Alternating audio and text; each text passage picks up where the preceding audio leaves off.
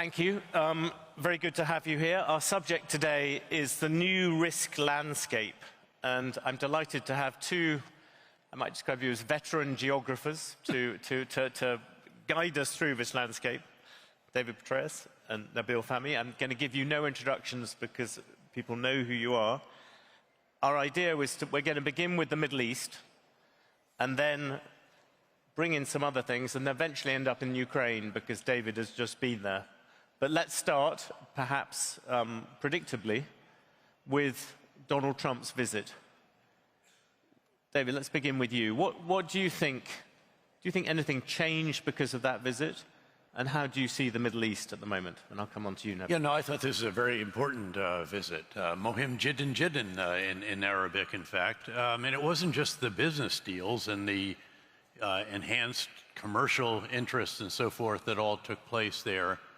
It was also some very serious geopolitical events. The meeting with al-Shara was very significant. Lifting the sanctions on Syria is, again, equally significant. And the discussions at a very timely moment about Iran and the U.S. effort, of course, to try to broker a nuclear deal, but the threat in the background, if that's not successful, that the U.S. has an enormous amount of military power out here right now, if needed. And then other geopolitical topics here as well. So it just wasn't all business all the time by any means. That was what took the headlines. I think there were very significant conversations on other issues involving the Middle East at really quite a pivotal moment, with Iran at a real low in decades, I would argue. Hezbollah has been shattered. Hamas obviously dramatically degraded. The Houthis have been hit very hard. And Iran itself, with its economy really doing very poorly.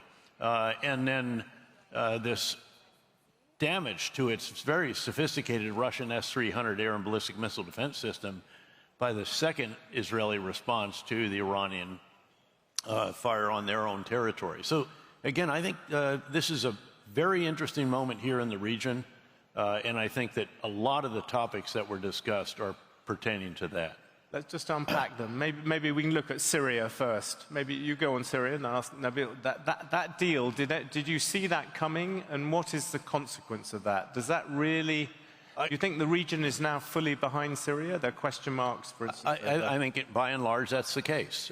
There is a hope that this individual, who has obviously had a bit of a checkered past, I should note he was in detention in Iraq when I was commanding the surge. I think you may have arrested him. He then was released. He went with ISIS, then Al-Qaeda, then force war, all of those.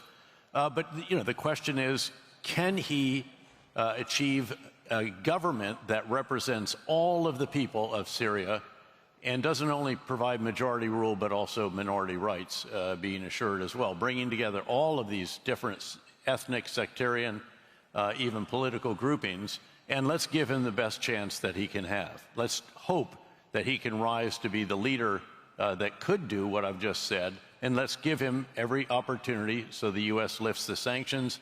Other countries out here have been providing financial assistance, dealing with some of their debts, et cetera. I think that's a very significant development in the region because obviously it prevents Iran from transiting Syrian soil down into southern Lebanon to help reconstitute Hezbollah, whose leadership has been decimated and his combat power has been dramatically reduced. Nabil, Syria, do you think that what happened in terms of Syria being brought into the fold, do you think in some ways that also shows the power of what's happened in the Gulf? You know, these were Gulf countries who persuaded Trump to do this. I think it was very important, but it's the beginning of the story, not the end of the story. Syria, for the first time, came to the Arab Summit in Saudi Arabia first, and now attending a summit with Trump. At the same time, they were asked to do a number of things, but the incentive was put up front. In other words, we will reduce or remove sanctions, and we will provide assistance. That being said, all of those who met the Syrians, be them the Arabs or the Americans, though I'm speaking more on the Arab side, want a better Syria. They don't want an extremist Syria. They don't want, frankly, a revisionist Syria either. So the incentives out there, but there has to be something to be delivered in response by the Syrians, which is what David just said. It has to be for all the Syrians. Do you trust the new leadership in Syria? Trust is a very strong word. Yes. But I'm ready to give them the benefit of the doubt. Yeah. Because there's no other way to move this forward, and it serves the interests of Arabs and non-Arabs to solve this in a positive sense. So I would invest in it. The word of trust needs a couple of more. Are you convinced that, I suppose, Turkey, Israel, these people who have had different interests in Syria, let's put it that way, that they are behind this push? No, I don't. I definitely don't believe the Israelis are behind this at all. I do believe the Turks are favorable about this, and that's why they actually were part of the discussion with the Shah when he was in Saudi. The Israelis, after the change in regime, not only occupied more territory in the Golan, went even beyond the Golan, and have attacked airports in Syria since then, although there have been talks between the Syrians and the Israelis. So the Israelis are not yet there, and Israeli posture in the region as a whole is highly problematic. We can come back to Israel in 1 second, but David also mentioned Iran. David, do you want to just take that forward? Now that Syria has been brought into the fold, do you think there is a chance of Iran also being brought back into the fold? That's probably a bit over-optimistic, but there's a chance that there could be a nuclear deal that doesn't have some of the shortcomings of the previous nuclear deal that could enable the lifting of sanctions progressively and so forth as confidence is built, and that could lead to them being a more constructive player in the region than they certainly have been for many decades. Noting all the damage that has been done by their proxies in this region and still being done by the Houthis, who have still not resolved the issues there. So I think it's an opportunity that all are working as hard as they can to achieve. You can see the narrowing of the differences between the U.S. position and the Iranian position. No enrichment whatsoever is the U.S. opening. Maybe that ends up being for 3 years, and then you have an opportunity to do something smaller. Again, but you can actually see this deal starting to come together. And assuming Iran then also stops some of the terrible activities that they're doing through proxies in the region, which have been so destabilizing, then you can start to see the contours of something that could be much more positive. Do you think, I'll come to Nabil again in a second, but do you think that regime change is now slightly off the table with Iran? I remember years ago, Rumsfeld always making the point that you had two contradictory aims in Iran. One was regime change, and the other was trying to stop them getting the bomb. And the more you tried to stop them getting the bomb, the more that the population rallied to the regime. You know, a CIA director learns really quickly that you have to deal with the world the way it is, not the way you'd like it to be. And I never thought that regime change was at all realistic, frankly. Very interesting. Nabil? I think it's important to take into account what's been happening years before the visit and immediately before the visit.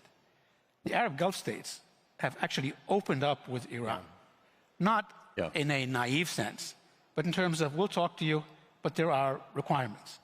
This Trump visit, everybody's focusing on the numbers that Trump signed off getting. I'd actually look a bit more deeply. A lot of this is enhanced Arab Gulf capacity building, be that technology, AI, not only there are American companies, but it's actually a lot of it is here. Thirdly, the arms sales. This is all meant to be a response to the Arab Gulf and Arab world desire to be able to deal with most of its problems alone in competition with its neighbors. We understand the world is different. It's not bipolar, and it's a unique unipolar, which isn't defined even by the pole itself. Yes. So we need to do more ourselves. Therefore, when the Saudis negotiated with Iran in China, which started in Iraq, by the way, Yes. it's an indication that we're taking things on. So I think the Iran issue is moving in the right direction, but it's not there yet.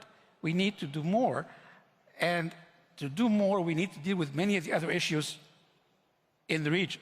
I'm happy that Trump reached a ceasefire with the Houthis. I'm happy that they negotiated with Hamas to get the American hostage out. Happy that they met the Syrians, of course.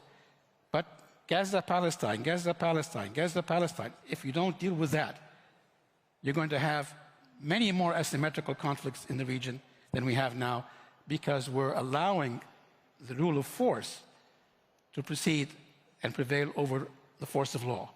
David. Just a really quick one to highlight something the minister just said. You know, these business deals, the headlines were Boeing, big military. This is technology out here.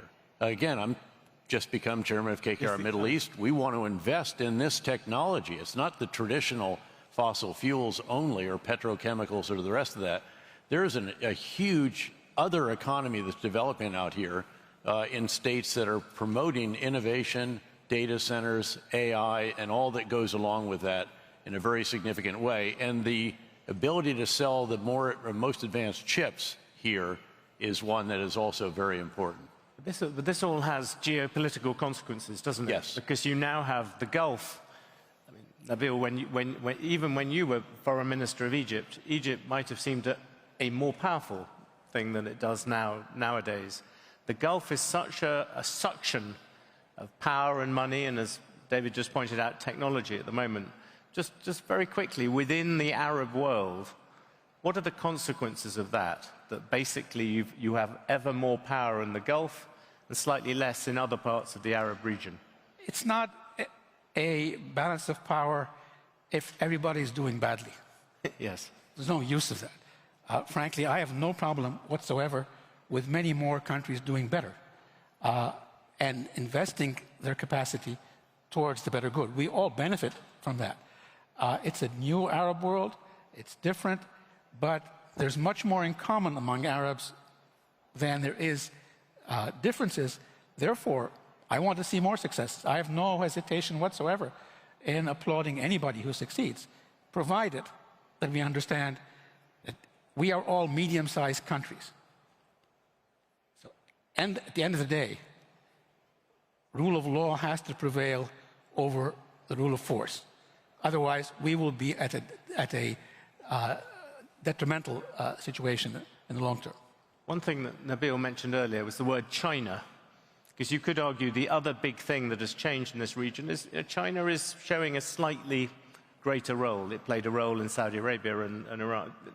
David, from an American perspective, how do you feel about that? Yeah, there's a bit of a cautionary view of that, needless to say, but let's keep in mind why that happened. It's because the U.S. is now a net exporter in both oil and natural gas. Yes, we have to import some heavy crude for our refineries because we make too much light crude. That's a seismic change, and that's a result of the energy revolution that has been most profound in the United States. We don't need the Gulf oil the way that we used to, the way we were dependent on it, say, in the Yom Kippur War aftermath and the Arab oil embargo and all the rest of this. That doesn't exist, that opportunity.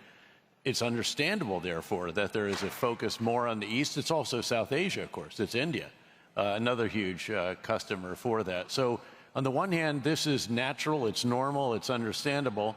But yeah, there's a concern about China's influence creeping into other areas as well. Come on to Israel and Gaza now. If you heard this morning, I think the UK, France, and Canada all basically said to Israel, if you do more than you're doing at the moment in Gaza, we're going to sanction you. And that is an escalation from the West. I mean, Nabil, first, do you think that will have any effect? I think it will, and I think it's not enough. Despite the successful visit that Trump had in the Arab Gulf, and again, it was a success. Every day since then, Israelis have killed 100 Palestinians at least. They actually started bombing while Trump was here. That's a message to the Americans as much as it is to the rest of the Arab world. But as an Arab, when we hear that, when we see that, ultimately, our anger increases even though we want to build. My country was the first to have a peace agreement with Israel. We want to build the Middle East, not destroy it.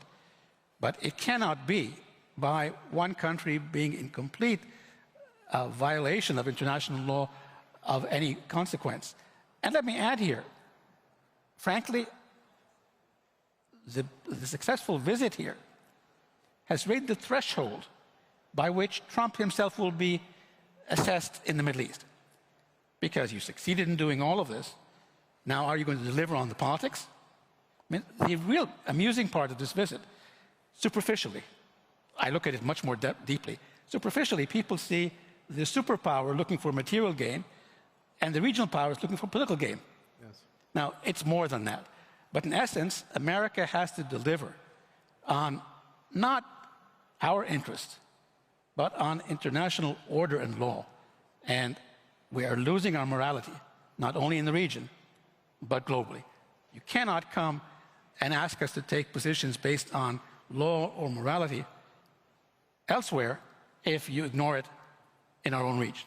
To be fair to Trump, I think he's a very transactional president who doesn't tend to focus as much on morality as previous ones. But David, I wanted to ask you, do you think that something has changed in the American-Israel axis? There has been, some people, very obviously Trump did not go to Israel this time.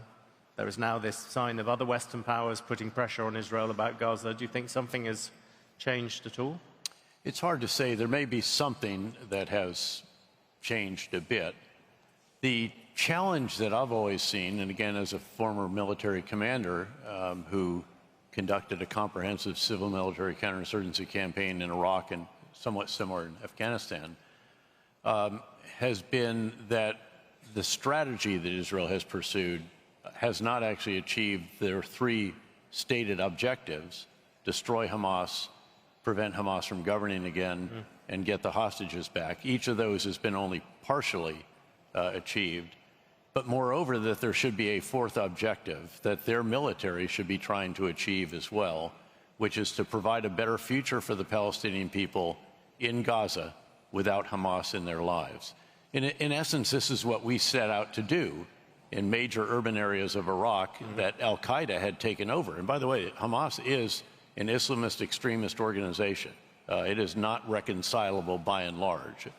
And that was how al-Qaeda was viewed in Iraq. You go into Fallujah, Ramadi, Baku, but we told the people in advance, we want to make your lives better by getting al-Qaeda out of your neighborhoods, out of your lives, and we will then stay and provide security for you with population control measures, biometric ID cards, and rebuilding and restoration of basic services and so forth. And I just don't see that approach here.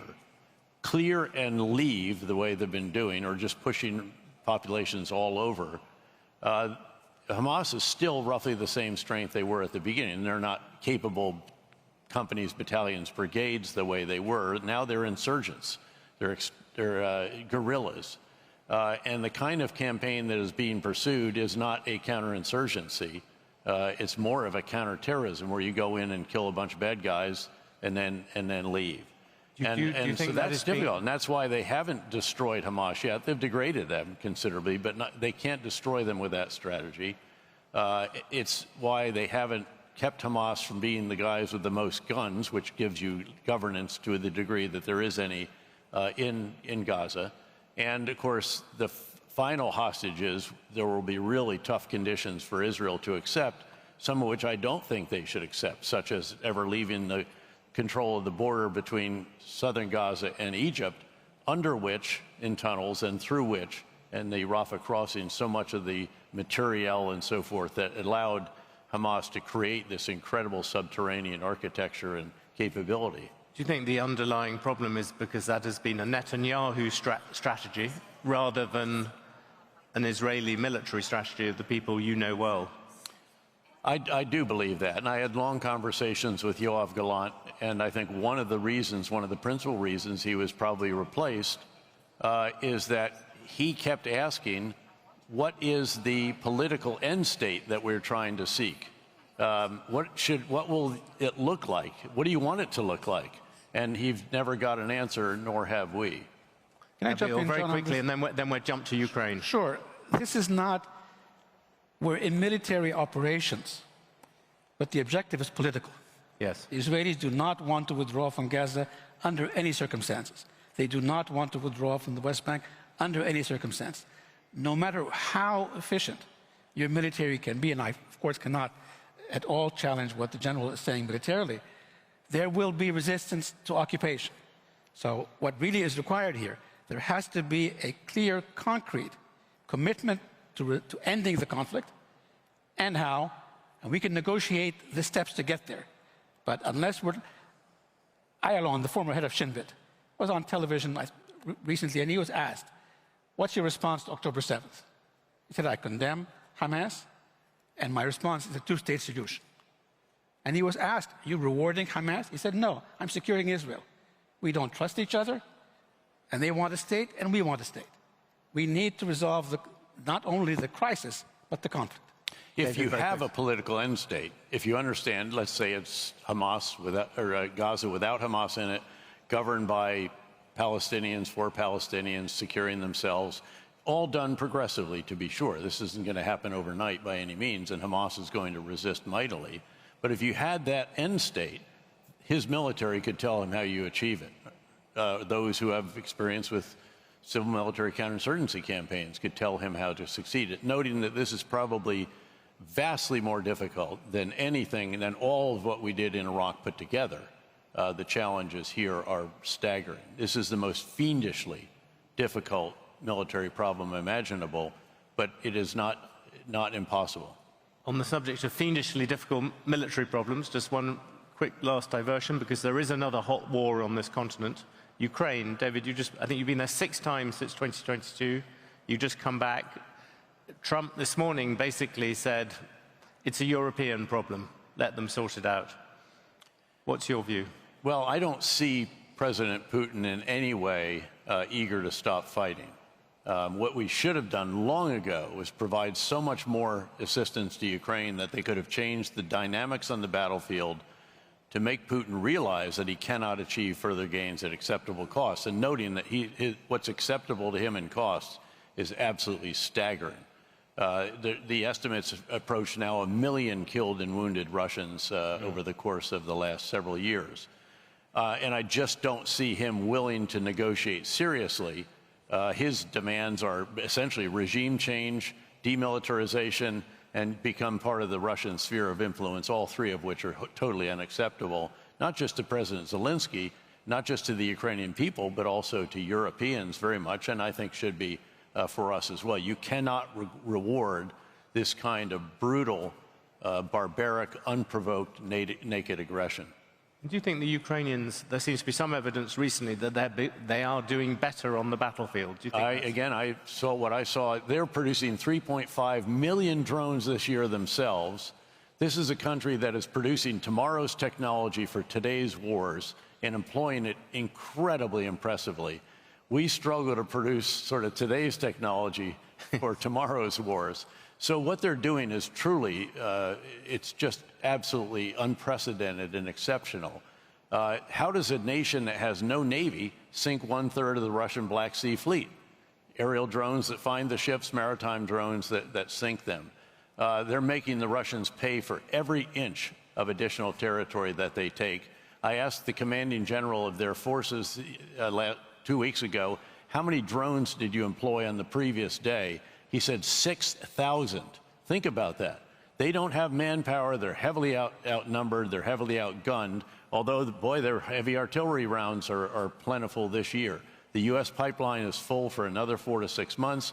Europeans are very much coming online, and the progress by the Ukrainians in this unmanned warfare that is the future of conflict has been breathtaking. So in a circumstance where they do not get peace and they have to hold out throughout the summer, you are reasonably confident they would manage to do that? Yes, I think they can. They certainly will try to do that, and I think that the likelihood is that they could indeed do that. How do you talked about America's image around the world and stuff, and the West's image. Nabil, just to finish on this, when you look at Ukraine, what do you feel about that from this region? my position personally, and I know many in the region, any occupation of territory by force is a violation of international law. There's no exceptions to that. And I've said that, by the way, to the Russians, myself in Moscow.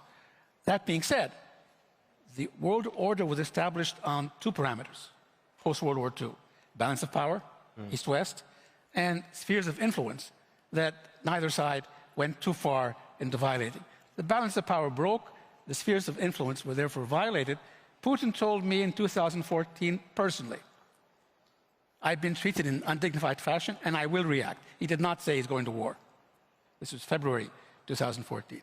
So I have no problem whatsoever standing up anywhere against use of force. But ultimately, we need to also develop a system in order today, and I think the West missed the opportunity, frankly, because it was so dominant, where it's about a balance of interests, not about a balance of power. Balance of power shift. And today the West is really looking for who are we together or not, and what do we actually want to do? That's even more important than the relations with the East, or if you want, the previously non-aligned states and so on. And one very last thing then to David, with the West in an identity crisis, do you buy that? No, I think there were some rocky moments, certainly. What's really interesting is to see how the Europeans are stepping up. Kudos to President Trump for doing something no previous president has been able to do, even though every one of them was frustrated that Europeans were not doing enough to provide for their own security on their own continent. He certainly has galvanized that. His words have been a catalyst for them, and it's very interesting to see how they're responding. And oh, by the way, anybody who thinks that the Article 5 collective self-defense component of NATO is threatened by what's going on should just remember that there are U.S. forces in the countries that are contiguous to, share borders with Russia, and I think that's the most powerful deterrent of all. Latvia, Lithuania, Estonia, sizable U.S. forces deployed there, and they'll stay deployed there.